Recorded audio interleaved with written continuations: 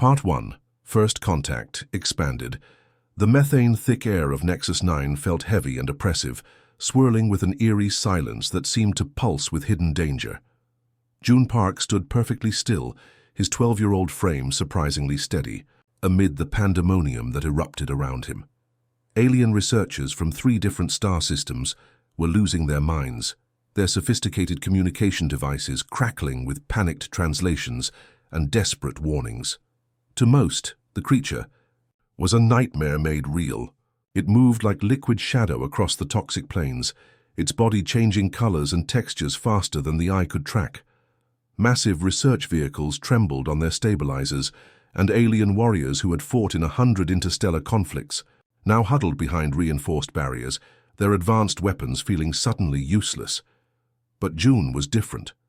Where others saw pure terror, he saw a puzzle waiting to be solved.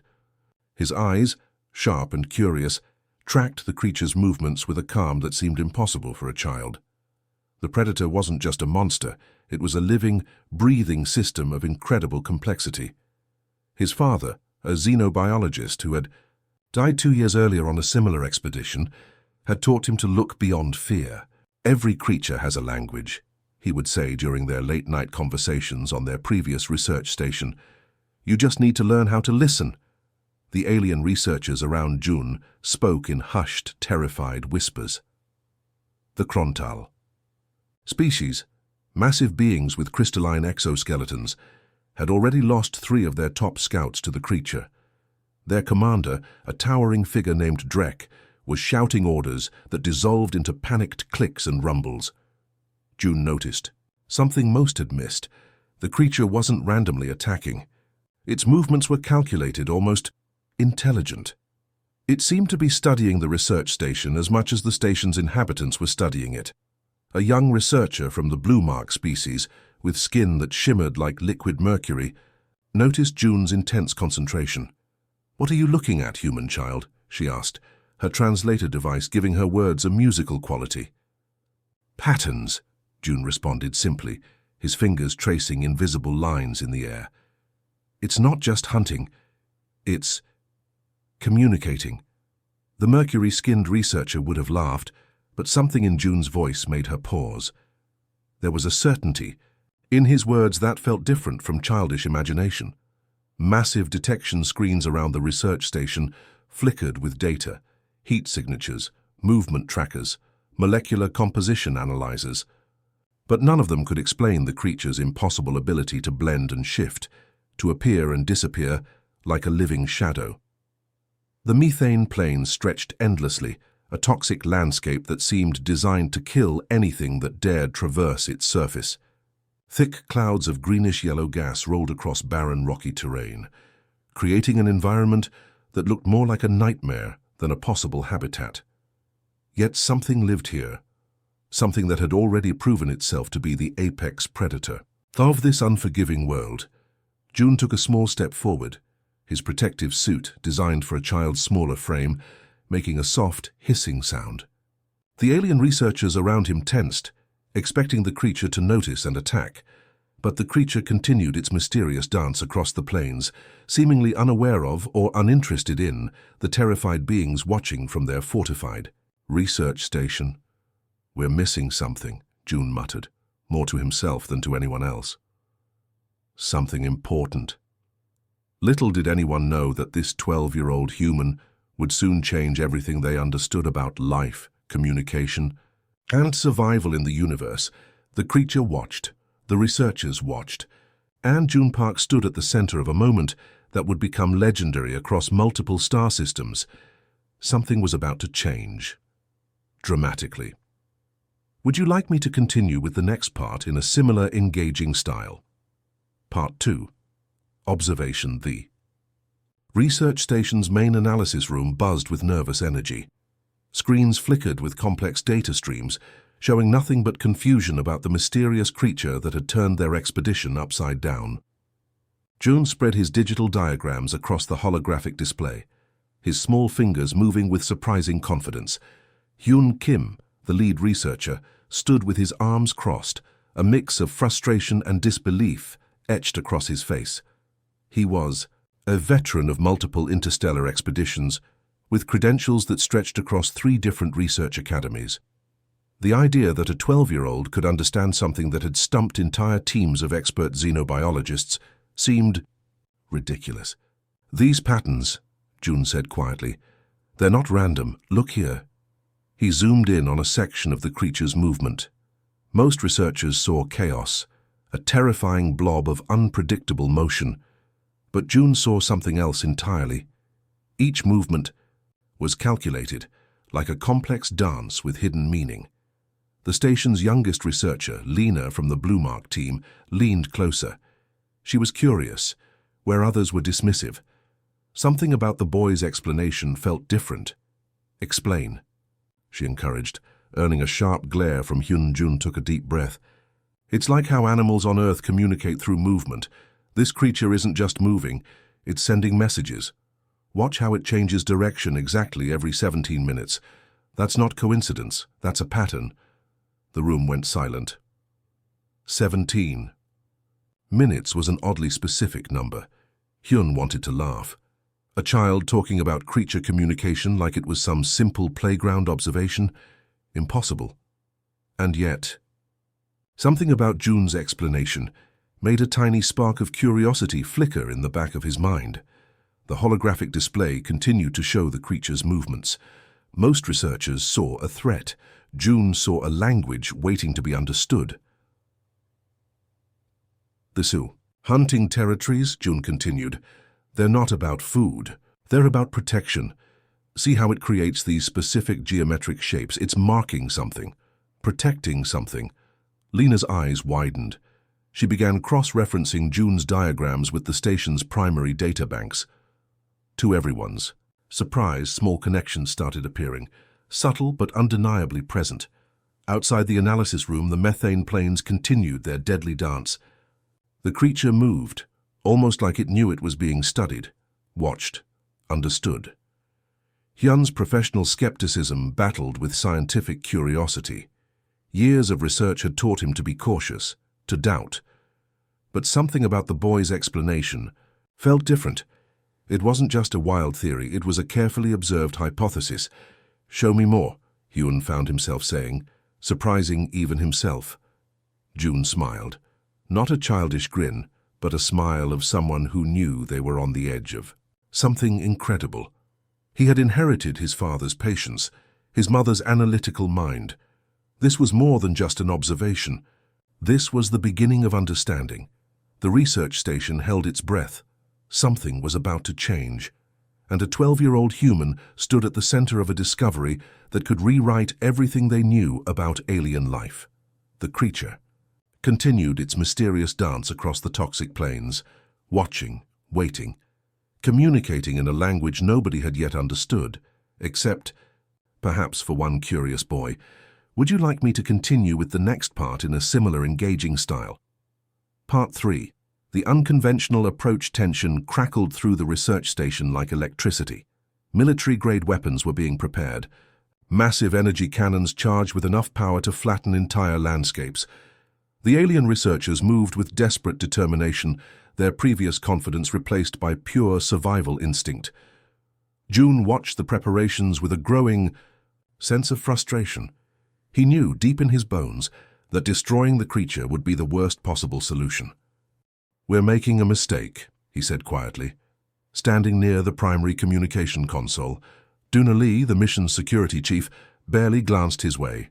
She was a tough woman from the Planetary Defense Corps, with years of experience handling unknown threats. A 12-year-old's opinion meant nothing to her, but something about June's voice made her pause. "Explain," she commanded, more out of curiosity than actual interest. June pulled up his earlier research.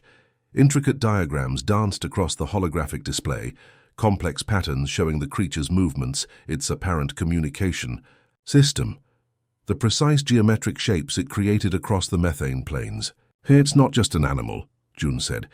"It's intelligent. Every movement is a message. Every shift is communication."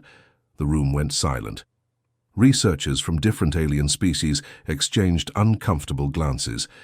The idea seemed impossible, but they were also running out of options. Their previous attempts at defense had failed spectacularly. Powerful energy weapons had barely scratched the creature's shifting surface. Advanced tracking systems couldn't predict its movements. It was like trying to fight a living shadow. Duna studied the boy. Most would see just a child. But she saw something different. The same analytical focus her own daughter might show when solving a complicated puzzle. "What do you suggest?" she asked, surprising herself. June's plan was beautifully simple. Using the station's communication arrays, they would broadcast a series of carefully calculated light and sound frequencies, not as a weapon, but as a form of communication. "It's like learning a new language," June explained. "We're not attacking. We're trying to understand." The lead researchers initially laughed. A child proposing communication with a creature that had already killed multiple expedition members. It seemed absurd, but desperation does strange things. To scientific teams, outside, the methane planes continued their deadly dance. The creature moved with impossible grace, shifting between visibility and complete camouflage. It seemed to be waiting, watching. Hyun Kim, the lead researcher who had previously dismissed June, now looked intrigued. The boy's diagrams showed connections no one else had seen, subtle patterns, hidden languages. "We have nothing to lose," Hyun muttered. Duna prepared the communication systems, modified arrays, carefully calculated frequencies, to her child's impossible theory becoming their last hope. The research station held its collective breath. Something extraordinary was about to happen, and at the center of it all stood June Park, 12 years old, armed with nothing but curiosity, intelligence, and an impossible belief that communication was always better than destruction. The creature waited on the toxic plains. The researchers prepared their unique approach, and a new chapter in interstellar understanding was about to begin. Would you like me to continue with the next part in a similar engaging style? Part 4. Unexpected Communication. The methane plains stretched like a poisonous canvas, thick yellow-green gases swirling around rock formations that looked more like alien sculptures than natural landscape. June's protective suit hummed softly, its advanced cooling systems working overtime to keep him safe in this toxic environment. Dunali's voice crackled through his communication link. "You have exactly 17 minutes, not a second more." June didn't respond. His entire focus was on the device in his hands, a custom communication array he had designed over countless late nights, combining technology from multiple alien research databases with his own unique understanding. The creature approached. Its massive form shifted and changed, blending with the toxic landscape like a living shadow. Deadly appendages extended, razor-sharp edges that could slice through solid metal. Every alien researcher watching through remote cameras was certain they were about to witness a child's horrific final moment, but June stood perfectly still. The first signal went out, a carefully modulated light frequency that pulsed with mathematical precision. Most would see nothing. But June had discovered something extraordinary. This creature communicated through complex vibrational patterns that went beyond simple sound or visual signals. The creature stopped. One moment it was charging, the next completely motionless. Its body, which moments ago looked like a weapon of pure destruction, now seemed almost curious. June's fingers moved across the communication device. Each movement was calculated, each frequency a carefully constructed sentence in a language no human had ever spoken before. The research station watched in absolute silence. Alien researchers held their breath. Monitoring systems went crazy, displaying data that made no sense. Readings that contradicted everything they knew about communication, about life, about survival. "It's not a monster," June whispered, more to himself than anyone else. "It's a parent." Suddenly, the creature's massive form shifted. What looked like aggressive appendages now seemed more protective. Around its body, barely visible, smaller shapes moved. Offspring. A family unit. Not a predator. A defender. What the aliens saw as a terrifying beast, June recognized as an intelligent being protecting its young. The communication continued. Pulses of light, carefully modulated frequencies, a dance of understanding that transcended language, species, even the fundamental concepts of communication. Hyun Kim, watching from the research station, felt something he hadn't experienced in years. Pure scientific wonder. "He's doing it," Lena from the Blue Mark team muttered. "The child is actually communicating." On the methane plains, June and the creature continued their impossible conversation, two intelligent beings finding a way to understand each other, despite everything that should have made such communication impossible. 17 minutes passed like 17 heartbeats, slow, powerful, transformative. When June finally returned to the research station, nothing would ever be the same again. The creature watched from the plains, not as a monster, but as a guardian, as a communicator, as a living, thinking being. And somewhere in that moment, the definition of intelligence expanded forever. Would you like me to continue with the final part in a similar engaging style? Part 5. Transformation. The research station. Buzzed with an energy unlike anything it had experienced before. What had started as a standard planetary exploration mission had become something extraordinary, all because of a 12-year-old boy who saw the world differently. June sat quietly in the main conference room, surrounded by alien researchers from 3 different star systems. His small frame seemed almost out of place among the massive, sophisticated beings, but nobody was looking at his size anymore. They were looking at him. Commander Wu stepped forward. He was a veteran of countless interstellar missions, a man who had seen more strange worlds than most could imagine, and now he was about to make a report that would change scientific understanding forever. "What June discovered," he began, his voice serious, "is more than just a communication breakthrough. It's a complete reimagining of intelligence. The creature, once seen as a monster, was now understood as a complex social being. Its seemingly random movements were actually an intricate communication system. The methane plains, previously considered a toxic wasteland, revealed themselves as a sophisticated ecosystem, with layers of interaction nobody had previously recognized. Lena, from the Blue Mark research team, pulled up holographic displays showing June's breakthrough. Complex diagrams demonstrated how the creature's communication worked, a language built on light, vibration, and movement that was simultaneously more primitive and more advanced than any known communication system. "We've been looking at alien life all wrong," Hyun Kim muttered, reviewing the data for the 100th time. The lead researcher who had previously dismissed June now looked like a man who had just witnessed a scientific revolution. The implications were massive. If one creature on this toxic planet could communicate in such a complex way, what about other worlds? Other ecosystems? The entire approach to understanding alien life would need to be rewritten. Duna Lee, the mission's security chief, approached June. Her usually stern face showed something unexpected, a mixture of respect and wonder. "How did you know?" she asked simply. June smiled. "My dad always said that understanding is better than fighting, that every living thing has a story. We just need to learn how to listen." The research station's communication logs would later show something unprecedented. Not just communication with the creature, but the beginning of what could only be described as a relationship. The creature had shared information about its ecosystem, its survival strategies, its social structures. Alien researchers from different teams began collaborating in ways they never had before. The competitive nature of interstellar research gave way to genuine curiosity and shared wonder. Commander Wu's official report would become legendary. "A 12-year-old human," it read, "accomplished what centuries of advanced alien technology could not. He didn't just communicate, he understood." Outside, the methane plains continued their mysterious dance. The creature moved across the toxic landscape, no longer seen as a threat but as a complex, intelligent being, a guardian, a communicator. June knew this was just the beginning. More worlds waited.